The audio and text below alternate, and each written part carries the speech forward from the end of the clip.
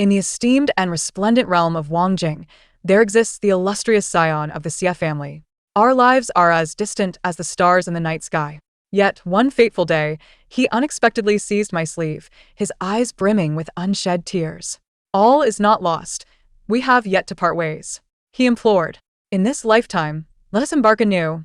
I sat there, gnawing on a savory pork knuckle, momentarily taken aback, and replied, but I have no intentions of marrying you. Xiaoyu, a flawless gem that tantalizes the eye, is the object of desire for countless young maidens awaiting nuptials. Among them is my elder sister, Qin Jingxian, who firmly believes that Xiaoleng will one day rise to great heights in the court, and she is determined to compete for his affections. However, Xiaoyu remains as cold and aloof as jade, offering no warmth or kindness to anyone. One day, a misfortune befalls my sister, and she unexpectedly falls into the water. Upon regaining consciousness, she suddenly strikes me across the face, exclaiming, "You foolish romantic, you shall not harbor feelings for Xiaoyu. You shall not marry him." Dumbfounded, I stared at her, bewildered. How could she scold herself and then turn her ire upon me? Moreover, Xiaoyu is not someone I could simply decide to marry. The Xie family is a venerable lineage, renowned for its opulence and prestige, a realm where even princesses might find it challenging to gain entry. Before I could gather my thoughts, our mother had already dragged my sister away, chastising her. "How dare you strike your sister? Have you lost your senses? She is still unwed." Suddenly, my sister erupted into laughter, her joy spilling forth uncontrollably. "Oh, how wonderful! Truly marvelous!" she exclaimed, tears of mirth welling in her eyes. Rising from the ground, still drenched, she enveloped me in her embrace. "It seems the heavens have smiled upon us. Maya Zhu is still unwed. I vow that in this lifetime, I shall never allow you to marry that scoundrel." 2. My cousin drew me and my mother into the room, dismissing the attendants. After a deep breath, she began to speak slowly, revealing that she had been reincarnated. In her previous life, I had stumbled at a banquet, falling directly into Xiaoyu's arms. In that moment, I beheld his exquisite beauty, his features a work of art. He instinctively caught me, and we spun around before both tumbling to the ground, with me atop him. Neither of us felt a spark. Yet, Xia's mother was stirred. Witnessing my fall onto her son, she noted my robust figure, my round face and ample backside, which hinted at good breeding. The Xia family, with its single-line inheritance and prohibition on concubines, faced a dwindling lineage. Consequently, she boldly defied the odds and proposed marriage to my family.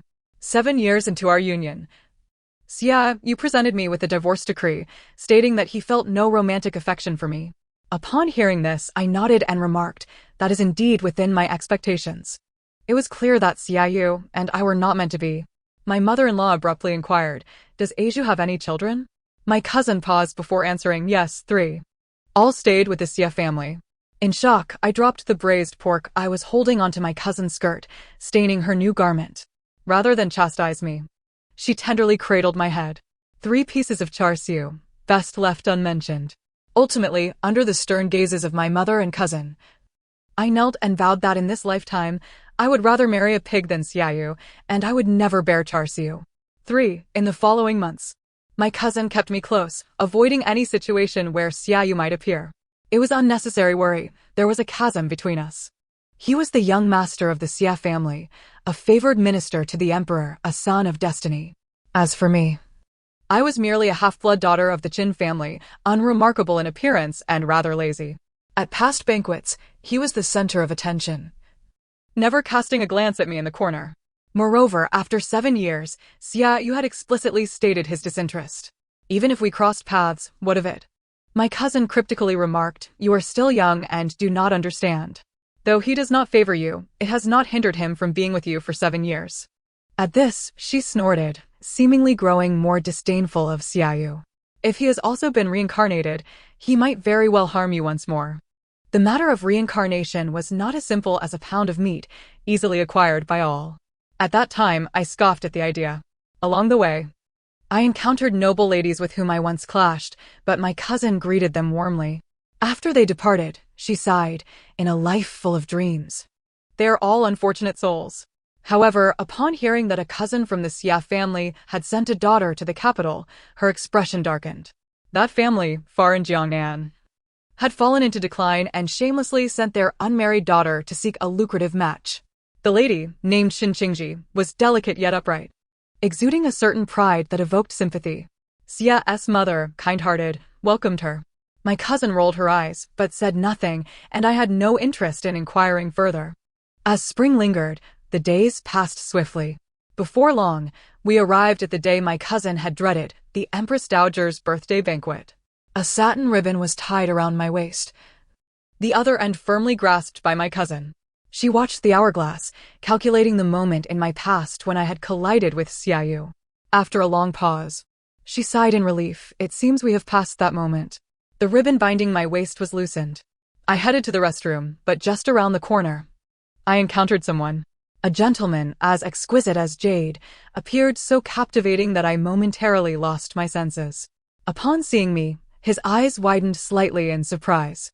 As I brushed past him, he called out, "Chinanju, have you grown so weary of me that you can't even spare me a glance?"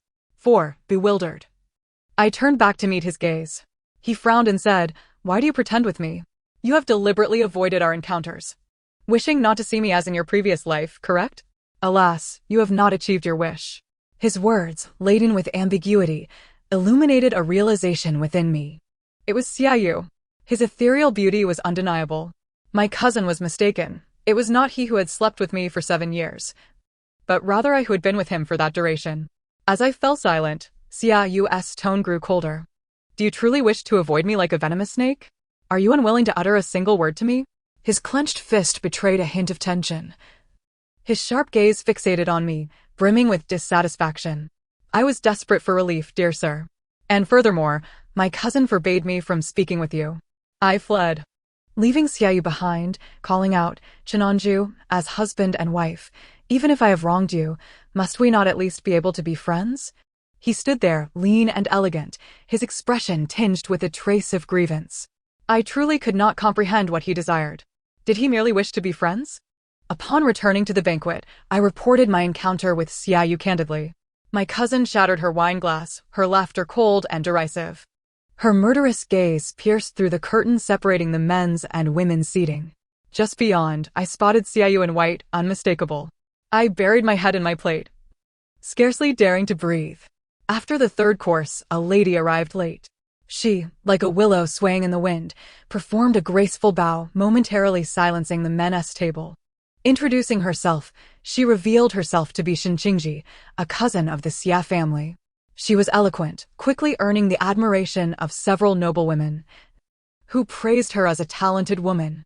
Xinqingji humbly replied, "In terms of talent, I am but a fraction of my cousin. I have not yet had the pleasure of meeting my cousin. While in Jiangnan, I heard of my cousin's exceptional talents, a rarity among men, and I am filled with admiration. If I could only meet him." Her voice rang clear and unhurried. Behind the curtain, Xiaoyu's hand paused mid-toast, evidently affected by her words. My cousin scoffed softly. What a performance. Suddenly, a thought struck me. Could she be the reason for my divorce from Xiaoyu? 5. This conjecture was further confirmed when Xiaoyu intercepted my cousin and me. "Chinanju, you did not trouble Xinqingji, did you? I told you. She is of no concern to me." Before I could respond, my cousin had already pulled me behind her. Her acting was flawless, revealing nothing. Her face bore a blend of confusion, anger, protectiveness, and fear. "Xia Langjun, how can you address my sister by her given name so directly? She is yet unmarried. What if this tarnishes her reputation?" Xiaoyu was momentarily taken aback. He had rushed in, only just realizing that this life was not the same as the last. His gaze lingered on my face, circling several times, revealing nothing but a bewildered expression as if to say, "What is wrong with this person? I implore you, Lord Xia, to conduct yourself with decorum," my legitimate sister exclaimed, attempting to pull me away. Xiaoyu instinctively reached out to grasp my sleeve. I sprang 3 feet away, darting to the other side of my sister, hiding behind her like a chick sheltered by a hen. Xiaoyu's face became rigid with surprise. "Do you truly detest my touch so much?" I nodded resolutely, without a hint of hesitation. Xiaoyu, maintaining his composure, remarked, "Then these past 7 years, sharing the same bed, must have been quite a trial for you." No sooner had he spoken than my sister delivered a sharp slap across his face. Enraged, she declared, Preposterous. If you continue to tarnish my sister's reputation, I shall surely take this matter to the authorities. Xia Yu's head tilted to one side, likely due to the full force of her blow, which had left no room for mercy. Before he could recover, my sister seized the opportunity to lead me away. Following this incident, Xia Yu seemed to be convinced that I had not been reborn. He sent someone to apologize and present a token of goodwill, claiming he had been muddled from drink that day. The gift was a jade bracelet of immense value. Truly, he was generous, being the young master of the Xia family. Yet, my sister remarked, "What bad luck. In your previous life, you bore him 3 sons, and he never once gifted you anything. He even boasted that as the lady of the Xia family, you had dedicated personnel to procure any jewelry you desired, while he turned around and lavished gifts upon that cousin. Now he puts on an act. I had the bracelet pawned, exchanging it for silver. Thus, I felt less encumbered by ill fortune. A few days later, Xia Yu requested to meet me once more, wishing to apologize in person. Naturally, I declined. My sister stated, "We have accepted Lord Xia's gift. There is no need for a face-to-face apology. Let this matter rest." However, Xia Yu remained undeterred, perhaps seeking to ascertain whether I truly had no memories of my past life. When he came to visit again, my sister barred him from entering.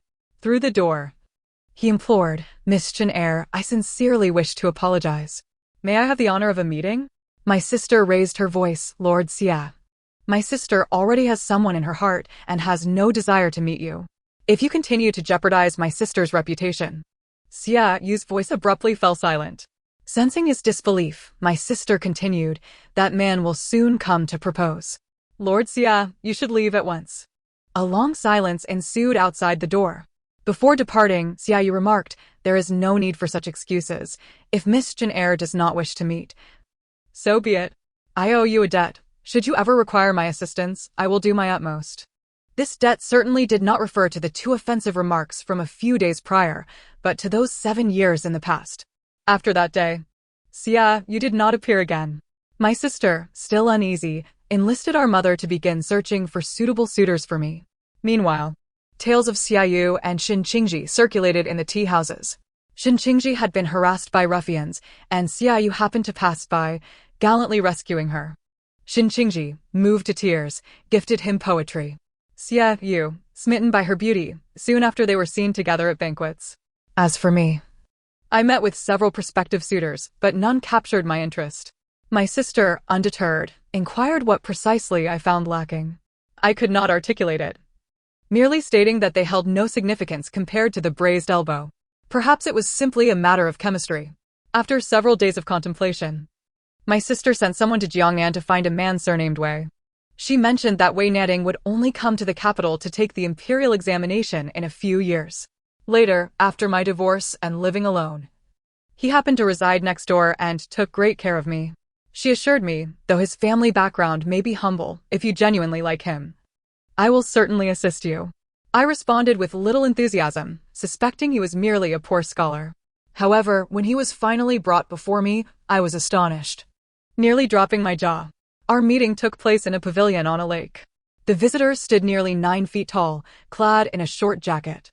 His muscular arms were sinewy, and he possessed a broad back and a narrow waist, exuding strength. With a hearty, sun-kissed smile revealing a set of gleaming white teeth, he was striking. Observing my astonishment, my sister added, "A martial champion." After she spoke, she gracefully departed, leaving me in a state of bemusement. The atmosphere grew awkward. After a moment, Wei Nanting pointed at the empty plate and spoke, albeit hesitantly, "Miss Chen, you truly have an impressive appetite." It was the first time anyone had ever praised me in such a manner. I smiled shyly, responding, "Thank you, I think so too." As I reached for another piece of pastry, my hand found nothing but air, prompting me to awkwardly retract it. I sipped my tea, fiddling with the bracelet and my hairpin. Suddenly, a pearl from my hairpin rolled off and fell into the lake. Before I could react, Wei Nanting leapt into the water without a second thought. The splash echoed like a thunderclap. Water splashed onto my face as I called out his name, Wei Nanting. Moments later, a long, slender hand emerged from the depths, gripping the edge of the bank. With a great splash, Wei Nanning shot out of the water like a black fish, nearly colliding with me as I stared, transfixed. His jacket had come undone, water cascading down his chiseled jawline. His well-defined chest and abdomen rising and falling rhythmically. For reasons I could not comprehend, I felt my cheeks flush. I hastily remarked, "It's all right if you can't find it. I have plenty of other hairpins." Wei Nanning chuckled, resembling an eager puppy. He opened his palm to reveal the small pearl. "Here you go." My mind erupted as if struck by a firework, staring at him in disbelief. He appeared, perhaps, even more irresistible than the braised elbow. Time seemed to stand still. The maidservants watched from afar, refraining from intruding. It was at this moment that Xiaoyu made his entrance. The thunder rumbled. Xiaoyu abruptly awoke. His hand pressed against his chest as he listened to the rain outside. He had dreamt of his past life. He had proposed a divorce. And Chenonju had not contested it. He breathed a sigh of relief. The day after the divorce, he went to pay his respects to his mother. But she did not receive him, still furious. She had favored Chenonju as a daughter-in-law. However, since Xiaoyu had resolved to divorce, it must have been a decision he had contemplated for a long time, leaving no room for reversal. Qingji called him over, her demeanor more affectionate than usual. Her cheeks flushed, makeup impeccable, her eyes glistening. Xiaoyu felt a stir within him, but the pressing matters of business kept him from lingering. He and Qingji maintained a platonic friendship. When he had broached the subject of divorce, he had expressed this to Chenonju. They were confidants and friends, not bound by any sordid ties. Chenonju's elder sister, Chen Jingyan, had sent him a letter scolding him for his association with Shen Qingji. When the servant delivered the letter to him, he glanced at it. It was filled with obscenities, written with great fervor. Entirely unlike what one would expect from someone habitually unwell. 2 months after the divorce, Chenonju had yet to make an appearance. Xiaoyu had grown accustomed to this new reality. Except for when he instinctively called out Chenonju while changing clothes, there was, of course, no response. Not even the maid dared to reply.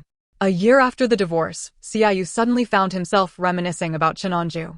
This marked the 5th time that month he had thought of her. Not too many. However, only 2 days have passed this month.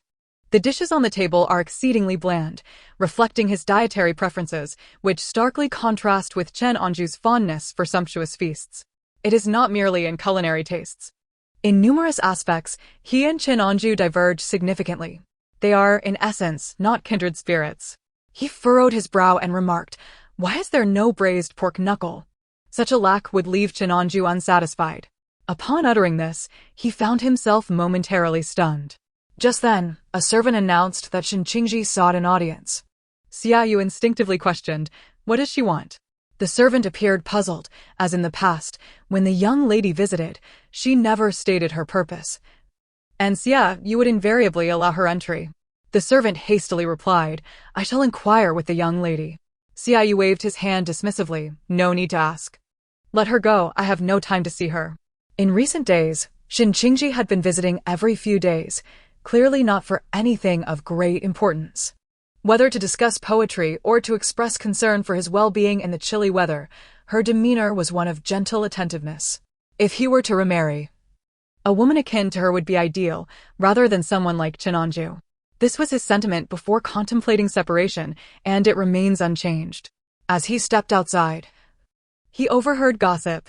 "That little widow on East Street has remarried." Xiaoyu halted in his tracks. How could a widow remarry? The thought that Chenonju might take another husband had never crossed his mind. That night, he could no longer restrain himself and sent someone to inquire about Chenonju's current situation. The returning servant reported that Chenonju was no longer in Wangjing. The eldest daughter of the Chen family, who had been living alone in Qingzhou for years due to illness, passed away 3 months ago, prompting the second daughter to attend the funeral. According to her neighbors, the second daughter has no intention of returning, and she did not leave alone. Xiaoyu snapped his brush in half. She would not return? That night, he sat up until dawn, unable to fathom why Chenonju could be so heartless as to not cast a glance in his direction for so long, so heartless as to abandon even their 3 sons. Just like that, she had left with another. Regardless of her disdain for him, she was the mother of their children and ought not to be so indifferent. A fleeting dream. Fortunately, it was merely a reminiscence of a past life. He would no longer delay Chenonju, nor would she harbor resentment towards him. He did not believe that Chenonju was not reborn. If she were not, how could she repeatedly evade their encounters? Of course, he had similarly avoided her. With the emotional foundation of their previous life, while they could not be husband and wife, they might yet be friends or confidants, just as he had been with Shen Qingji in his dreams. At this thought, he could not help but smile. The notion of Chenonju as a confidant seemed utterly incompatible. Yet, he found himself somewhat enamored by the image of her quietly listening while stuffing her mouth with food. He mused that being friends with her would certainly be a delightful experience. But why, he wondered, did he always feel compelled to seek her out? The banana leaves swayed, and the rain pattered down, continuing until dawn. When morning arrived, he resolved to seek out Chenonju. My cheeks still flushed upon encountering Wei Nanning. A surge of anger ignited in Xiaoyu's eyes.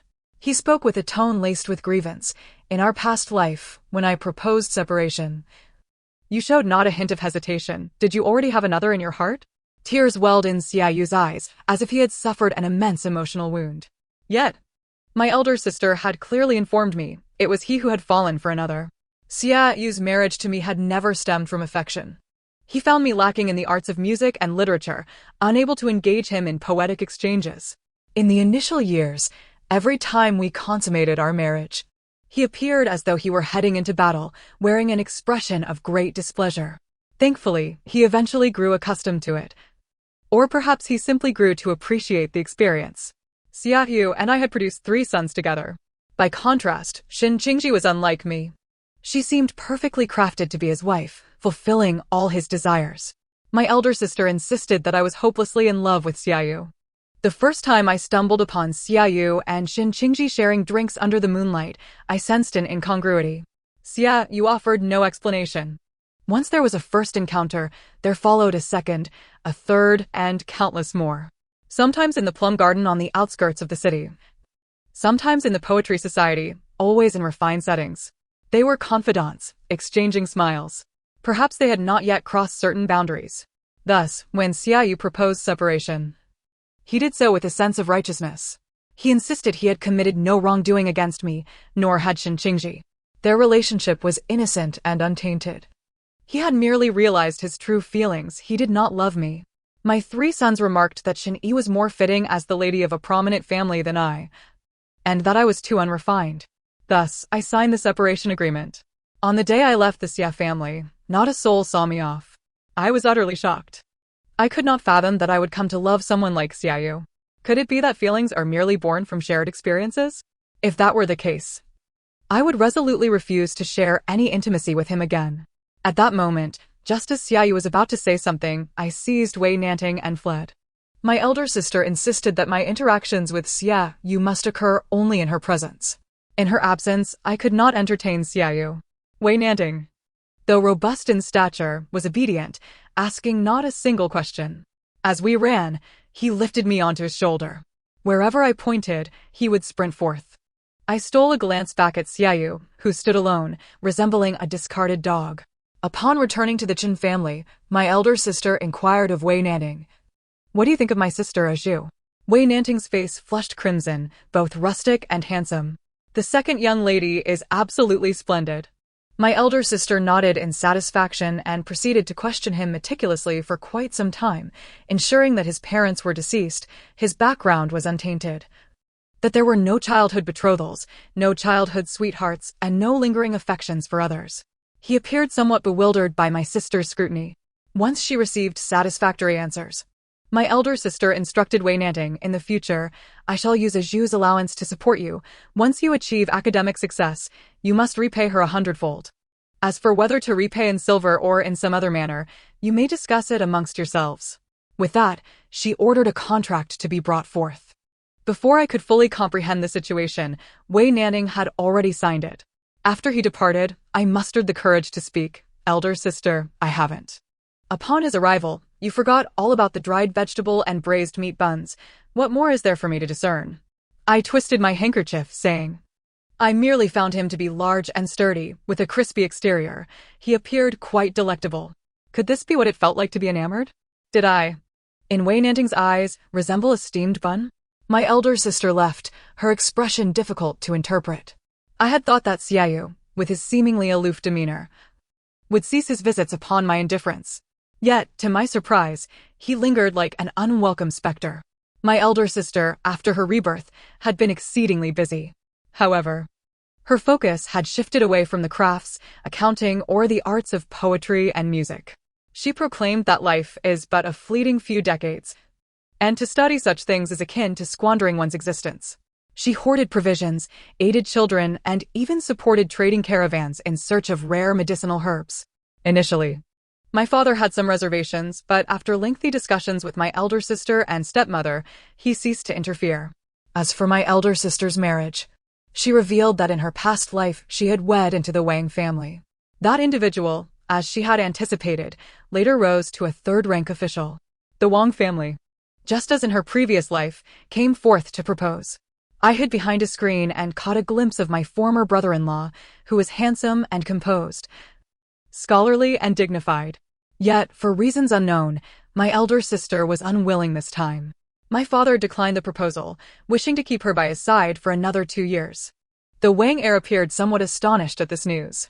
Although my elder sister had previously shown interest in Xiaoyu, she understood the wisdom of not placing all her eggs in one basket.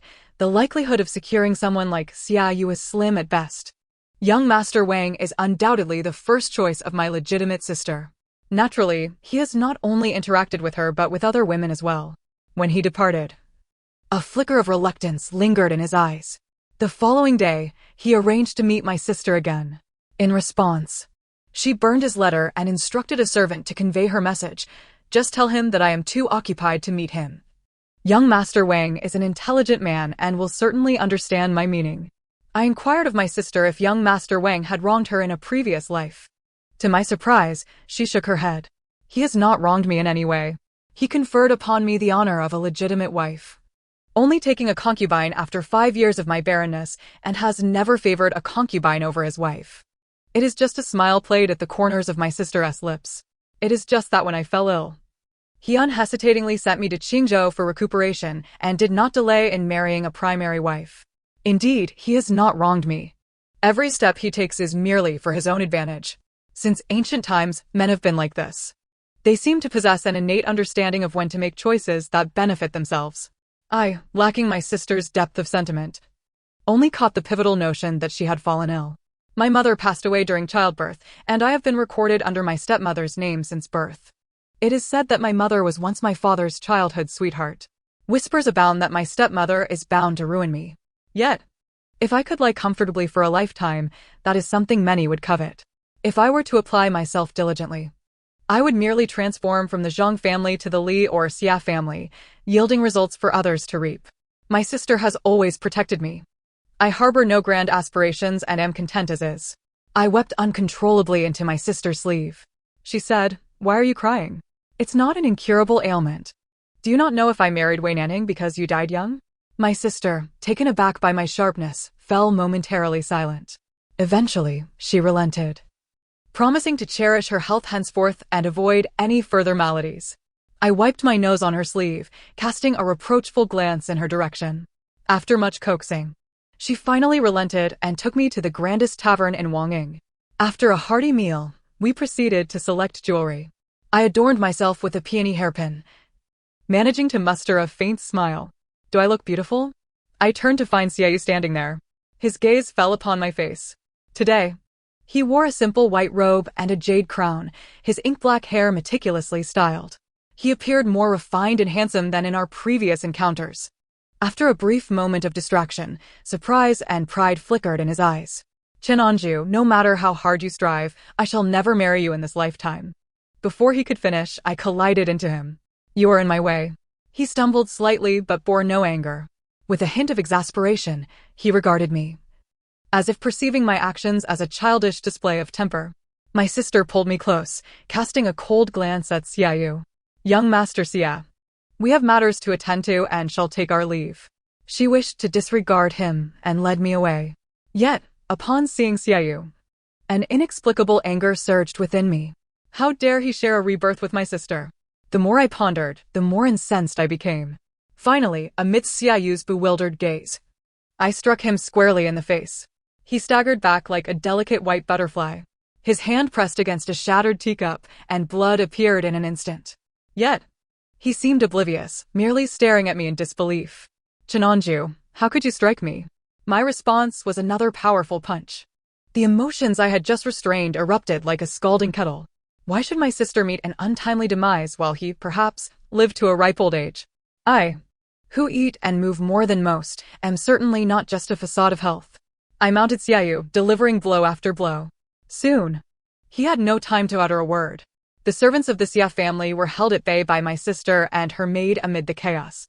After what felt like an eternity, my sister finally came to pull me up. All right, young Master Xia did not mean it. I stood up, preparing to leave. While Xiaoyu struggled to call my name. His face was bruised, his hair disheveled, presenting a rather pitiful sight. Yet, I must admit, he possessed a strikingly handsome face, which, at this moment, held a certain charm. Unfortunately, I have no affection for such a gaunt figure. Chinonju, your disdain for me. Is it born out of lingering affection? Is it love that breeds hatred? I turned back and kicked him. I am not acquainted with you. At my words, Xiaoyu blinked, a smile dancing in his eyes as if he had seen through my bravado. My sister assessed him, a hint of a cold smile gracing her lips. Young Master Xia, have you received the letter I sent from Qingzhou? Xiaoyu froze for a moment before his eyes widened in realization. Such intelligence undoubtedly allowed him to comprehend the implications. It was my sister who was reborn, not I. He finally understood that I was not the Chinonju who had spent 7 years with him, nor the one who had borne him 3 sons. We were merely 2 strangers now. I felt nothing but annoyance at his intrusion. My sister and I walked a considerable distance before Xiaoyu remained seated on the ground, lost in thought. That night, I had a most peculiar dream. In the dream, I was married. The sedan chair swayed and ultimately arrived at the Xia residence. The young master of the Xia family was a paragon of virtue and beauty with a promising future. All the women envied me. Even my sister remarked that I had made a fine match. I felt little joy, only a sense of inconvenience. However, should I refuse to marry, it would tarnish the Qin family's reputation, impact my sister's prospects, and draw the ire of gossip upon my stepmother. Thus, I resigned myself to marriage. On the wedding night, the fabled most handsome man in Wangjing stood before me. I had never scrutinized him closely before, but now I saw that he was indeed handsome, albeit a bit too thin and pale. He resembled boiled chicken breast, dry and unappetizing. Surely, he would not be very enjoyable. Xia, you cast a cold glance in my direction, stating, "This marriage is not of my choosing. Henceforth, I shall bestow upon you the honor of being Madam Xia, but do not expect anything more." How ridiculous. If it is not your desire, why not clarify it with your mother? I rolled my eyes and turned over to sleep. Xia, you stood by the window for a moment in astonishment before climbing into bed with me. Yet, as we drifted off, his hand found its way to my waist. You must quickly bear an heir for the Xia family. First, he chastises me, then insists on procreation. My sister often claims that I am not clever enough. Indeed, I lack wit, for I cannot fathom Xiaoyu's reasoning. Nevertheless, I must submit to the inevitable. I took the initiative, pinning Xiaoyu down on the bed. As for what transpired thereafter, it was a rather bland affair. His bones jutted into me. He truly was as unpalatable as boiled chicken breast. As I pressed him to comply, Xiaoyu's face flushed crimson, seemingly on the verge of accusing me of shamelessness. Yet, in this bedchamber, there was not a single person devoid of shamelessness. He grew angry and remained cold toward me for a full 6 months. Fortunately, Xia mother possesses excellent discernment. I am remarkably fertile. I conceived almost immediately. My relationship with Xiaoyu was one of mutual respect. Though he was distant, he did not make my life difficult. I found my days to be rather pleasant. However, others did not share this perspective. They believed that I had lost my husband's affection almost immediately after marriage, and thus must be suffering greatly. The turning point in my relationship with Xiaoyu occurred when I happened to save him from being excessively intoxicated at a tavern. He repaid me with his body. Thus, I found myself pregnant with my second child. The difference this time was that he treated me with exceptional care, truly resembling a devoted father. He, like many fathers, had a confidant in Xinqingji, who would meet him beneath my very nose to recite poetry and share wine. I paid little heed to it. The first time I caught them, I even felt a twinge of embarrassment. I intruded upon their refined leisure. In haste, I withdrew. Yet Xiaoyu seemed to misunderstand, believing I was consumed with jealousy. As the matriarch of the Xia family, you should possess the magnanimity to accommodate others, he proclaimed with an air of righteousness. My relationship with Qingji is entirely innocent. You ought not to treat her with such disregard. He sought to atone for my perceived offense towards Qingji by bestowing upon her a plethora of priceless gifts. Upon learning of this, Mother Xia summoned Xiaoyu and chastised him soundly. In turn, Xiaoyu transferred this burden onto me. Late at night, he entered my chamber and subjected me to a tumultuous ordeal. I was utterly perplexed. Whether rewarded or punished, I bore the brunt of it all. Was this some gilded cudgel of misfortune? Thus, life continued in this manner. Xiaoyu was both clingy and vexatious, his emotions ever palpable, often donning a sullen countenance. The three children mirrored his demeanor. They were acutely aware of their father's esteemed position and vied for his affection. At times, I wished to interject, but I was consistently interrupted by Xiaoyu and Mother Xia. Nevertheless, they were all surnamed Xia. Even in my absence, there would be others to guide them. I had initially presumed that such days would persist until my last breath. Yet, unexpectedly, as Qingji and Xiaoyu grew increasingly intimate, a shift began to unfold. It seemed Xiaoyu had finally resolved to dismiss me, the wife he had never truly cherished from the outset. How splendid! I felt akin to a prisoner released after 30 years, suddenly granted amnesty. On the very day of my liberation, I indulged in 30 servings of braised pork knuckles. The patrons at the adjacent table gaped in astonishment. Just then, a figure approached, smiling as he inquired, "Do you remember me, my lady?" That year, I nearly starved on my journey to the capital for the imperial examination, and you provided me with a braised pork knuckle. I slumbered until the sun was high in the sky. Upon awakening, I meticulously recalled the events of my dream. Indeed, Xiaoyu was truly detestable, while Wei Nanting was undeniably delightful. Wei Nanting proved to be exceptionally promising, having graduated high school 2 years early. On the day he became the top scholar in martial arts, he evaded the throngs beneath the examination results and came to my home. My father, having anticipated this, glanced at me hidden behind a screen and remarked, "This matter must also consider Anju's wishes." Shyly, I nodded vigorously in agreement. My elder sister pulled me from behind the screen. Upon seeing me, Wei Nanting's face flushed crimson. We were a striking pair, one dark and red, the other fair and rosy. I escorted Wei Nanting to the door, and as we bid farewell, I surreptitiously tugged at his hand. How warm! Like a freshly cooked bear paw. Unable to resist, I stealthily groped his backside. How pert! Even more so than a chicken's. My impish smile had yet to fade when I met the gaze of another. Xiaoyu stared at me, his eyes wide with astonishment. He seemed to have rushed over, his jade crown askew, hair disheveled and breathless. He glared at me, demanding, "Chenanju, what are you doing?" Before I could respond, Wei Nanting interjected, "It's not like I'm touching you, mind your own business." As he spoke, he returned my hand, which I had timidly retracted, back to his backside. How forward of him! My face burned with embarrassment. Xiaoyu's lips trembled, his countenance paling. "Chenanju, have you truly changed your heart? How could you treat me this way?" I ignored Xiaoyu, bidding farewell to Wei Nanting and, in front of Xiaoyu, firmly closed the door, shutting out his despondent visage. That very night, Xiaoyu audaciously scaled the wall. The esteemed son of the Xia family, known for his adherence to decorum, resorting to such antics? Under the moonlight, he gazed at me intently. The moon hung high and the night breeze was cool. Xiaoyu lamented, "I should have realized sooner. Chenanju, you have forgotten me. Which is why you have so willingly refrained from seeking me for so long.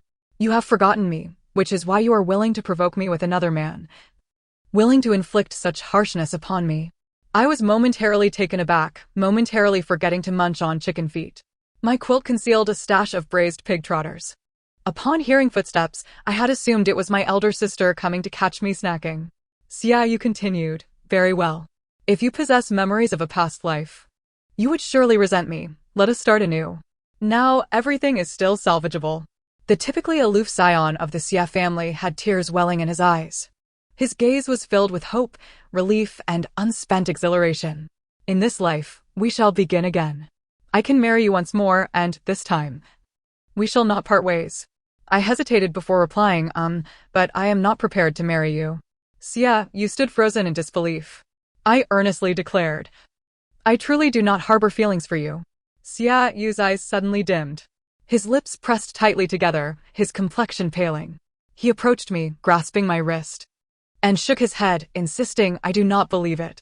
In our past life, you loved me deeply. We shared a harmonious existence and bore 3 children.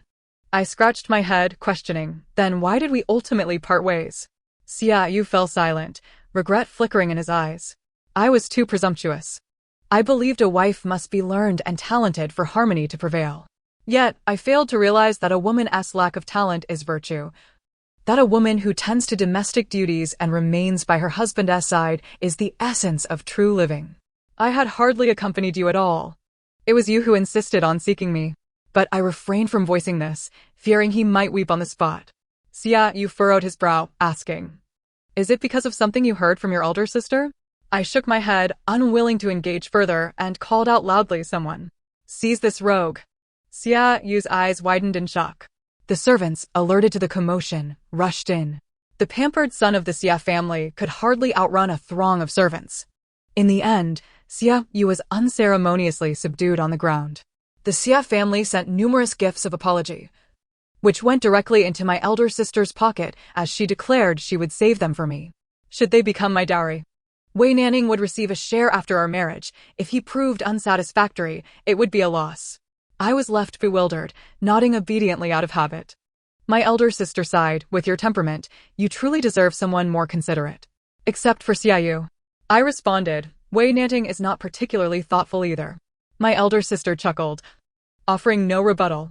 I did not encounter Xia Yu again. I heard he was punished by Mother Xia to reflect in solitude. However, Shen Qingji unexpectedly came to visit me. She still bore that charming resilience, her oval face notably smaller than mine. Miss Chiner, I have come to speak with you about a few matters. I consented. My elder sister had only instructed me not to engage with Xia Yu, not forbidding me from conversing with Shen Qingji. She contentedly led me into a tea house. While I snacked on sunflower seeds, she took a sip of tea. When I indulged in mung bean cake, she sipped more tea. As I savored grapes, she continued to sip her tea. Indeed, some slender individuals have their reasons for being so. Miss Chiner, you are quite astute, she remarked. You know that your cousin's interest in a girl like you is merely a fleeting whim. If you acquiesce, he will soon grow weary and realize you are not the person he truly desires. He seeks someone with whom he can share poetic exchanges and common interests. I stared at her in shock. She was well aware. Undoubtedly, she was a talented woman. Perhaps my astonishment was too palpable, for Shen Qingji's demeanor softened considerably. Ahem. I did not come for any other reason, she continued. I merely wish to make you aware of this reality, so you do not plunge headlong into it, lest you find yourself discarded years later, regretting the loss. I pondered for a moment before asking, Do you wish to marry Xia Yu? My candid words left Shen Qingji momentarily speechless. If you claim that Xia Yu is not a man of enduring affection, then why does he show steadfastness towards another type of woman? I pondered aloud while savoring a pastry, my curiosity piqued. Moreover, should not a cousin refrain from meddling in her cousin's matrimonial affairs? Why did she, not being the lawful wife of Xia Yu, approach me as if to admonish a concubine? It was as though Xia Yu were her possession. A sudden realization struck me, or perhaps, you are the one predetermined by the Xia family. Shen Qingji hastily interrupted, Do not speak such nonsense. My relationship with my cousin is entirely innocent. I merely came to offer you a word of caution. I responded with an indifferent no. I racked my brain to recall the fate of Shen Qingji in my previous life, but yielded nothing substantial. Wei Nanting and I settled in Qizhou, taking up residence in the very place my elder sister had once inhabited. Many years later, I received a letter from the capital, penned by none other than Xia Yu. The paper had yellowed, suggesting it had been written long ago. The contents conveyed that during several rainy nights, he had thought of me and wished to see how I was faring, yet had never found the time. With the southern waters beset by bandits, he needed to quell them first. Had I still been there, I would have surely bid him a fond farewell and prepared ample provisions for his journey. Of course, his words were somewhat sentimental. After reading the letter, Wei Nanning appeared somewhat jealous, and that evening, he took his time with me. Along with the letter, there was a message from Xia Yu's mother, stating that this letter was meant for me but had never been sent. A dawning realization washed over me. Xia, you might have already passed away by then. I slapped my forehead, enlightenment flooding my mind. Only those who have died can be reborn. Thus, Xin Qingji must have married another. With a scowl, Xin Qingji rose to take her leave. After exiting the tea house, we encountered each other once more at the lavatory entrance. Her cheeks flushed, she appeared somewhat bashful. I let out a hearty belch. On the day of my marriage to Wei Nanting, my elder sister gifted me 18 handsome servants. As Wei Nanting had come to the family through marriage, our lives post-wedding remained relatively unchanged, though I found myself consuming more, as my physical exertion had increased. Surprisingly, Wei Nanting expressed a desire for me not to bear children. He said my mother passed away during my birth, and he was concerned. I assured him that I might already be pregnant. He gritted his teeth and asked how I could be so certain. I replied that I had given birth to 3 in a dream, albeit without assurance of their quality. Wei Nanting then inquired with whom I had borne them. I fell silent, yet he seemed to have discerned the truth. Perhaps he was a touch more astute than I had anticipated. This hypothesis was corroborated in the many years that followed. His official rank ascended significantly, surpassing his previous life. It was said that he had become a great general and should immediately restore his lineage and establish a new household.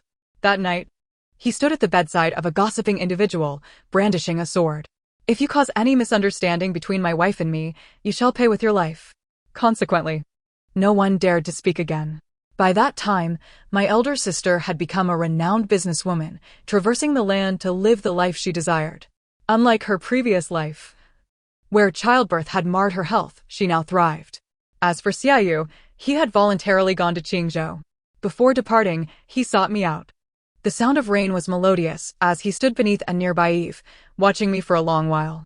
He revealed that he had perished 3 years after our divorce, having taken on the task of quelling the water bandits who were approaching Qingzhou. Without hesitation, he went forth and met his demise by the riverside outside the city. Never having caught a final glimpse of me, I was already aware of this. Xia Yu's mother had previously sought me out, having noticed her son's sudden transformation and his constant search for me. She accepted the notion of rebirth and quickly unraveled the circumstances surrounding Xiaoyu. She remarked that her son, proud and self-assured, had fallen hard in matters of the heart, though she had not anticipated the extent of his fall. I did not find it tragic. Many suffered worse fates than he. He simply could not accept my departure with such grace, like clouds drifting apart. Seasons passed as I lived alongside Wei Nanting, and I never heard news of Xiaoyu again. The end. Thank you for listening. We shall meet again in the next tale.